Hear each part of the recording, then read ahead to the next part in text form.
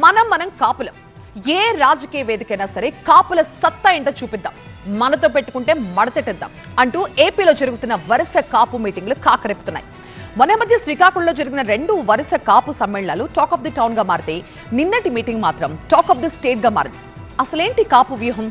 పదే పదే ఏకమవ్వడం ఎందుకోసం?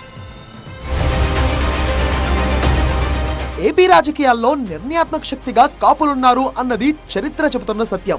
మొత్తం 175 అసెంబ్లీ స్థానాల్లో ఏకంగా 75 సీట్లలో ప్రభావం చూపించే సత్తా కాపు సామాజిక వర్గానికి ఉందన్న విషయం ఎన్నికల ఫలితాలు ఎన్నోసార్లు చెప్పాయి. ఇంతలా రాష్ట్ర రాజకీయాలను ప్రభావితం చేసే పొజిషన్ లో ఉన్నప్పటికీ సీఎం పదవి వాళ్లకు అందని ద్రాక్షగానే మారుతోంది. ఇదే విషయాన్ని ఎందరో కాపు నేతలు ఎన్నో వేదికల మీద ప్రస్తావించారు కూడా. IIHM స్టూడెంట్స్ ప్రపంచం మొత్తం ఉద్యోగాలు చేస్తూ లక్షల్లో జీతాలు సంపాదిస్తున్నారు. ఇప్పుడే చేరండి international institute of hotel management. Cut చేస్తే గత కొంతకాలంగా కాపుల వరుస మీటింగ్లు ఆసక్తికరంగా మారాయి. ఆత్మీయ సమ్మేళనాల పేరుతో సాగుతున్న భేటీలు పొలిటికల్ గాను కాకరేపోతున్నాయి. ఎందుకు కలుస్తున్నారు, ఏం చర్చిస్తున్నారు అన్న దానిపై పొలిటికల్ సర్కిల్లోనూ ఆసక్తికర డిబేట్లు నడుస్తున్నాయి. లేటెస్ట్ గా కోనసీమ జిల్లా రామచంద్రాపురం మండలం వెంకటాయపాలెంలో జరిగిన కాపు సమావేశం రాష్ట్ర వ్యాప్తంగా గట్టి సౌండ్ చేస్తోంది. వైసీపీ ఎమ్మెల్సీ తోట త్రిమూర్తుల ఆధ్వర్యంలో రాష్ట్ర స్థాయి వైసీపీ కాపు నేతలంతా ఈ ఆత్మీయ సమావేశానికి హాజరయ్యారు. ఫ్యాన్ పార్టీ సీనియర్లు బొత్స సత్యనారాయణ, అంబటి రాంబాబు, పేర్ని నాని, కన్నబాబు, అమర్నాథ్, జక్కంపొడి సహా వైసీపీ కీలక నేతలు హాజరవడం, రాజకీయ అంశాలపైన చర్చించడం హాట్ టాపిక్ గా మారింది. మంత్రి పదవుల్లో కాపులకు అన్యాయం జరిగిందన్న విషయాన్ని ఈ మీటింగ్ లో లేవనెత్తారు. కాపుల సంక్షేమాన్ని ప్రభుత్వం పట్టించుకోవట్లేదన్నారు.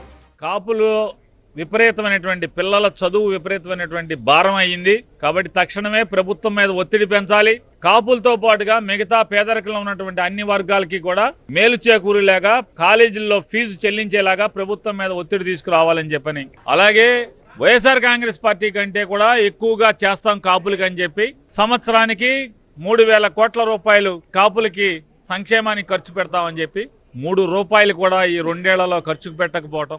ఇక రాబోయే రోజుల్లో ఇతర ప్రాంతాల్లోనూ కాపు నేతల సమావేశం నిర్వహించి సమస్యలపై చర్చించాలని ఈ మీటింగ్ లో నిర్ణయించారు. కాపుల సంక్షేమం కోసం తమ పోరాటం కొనసాగుతుందన్నారు. కాపులపై దాడులను అడ్డుకునేందుకు వైసీపీ ఆధ్వర్యంలో 3 టాస్క్ ఫోర్స్ టీములను ఏర్పాటు చేయబోతున్నట్టుగా స్పష్టం చేశారు.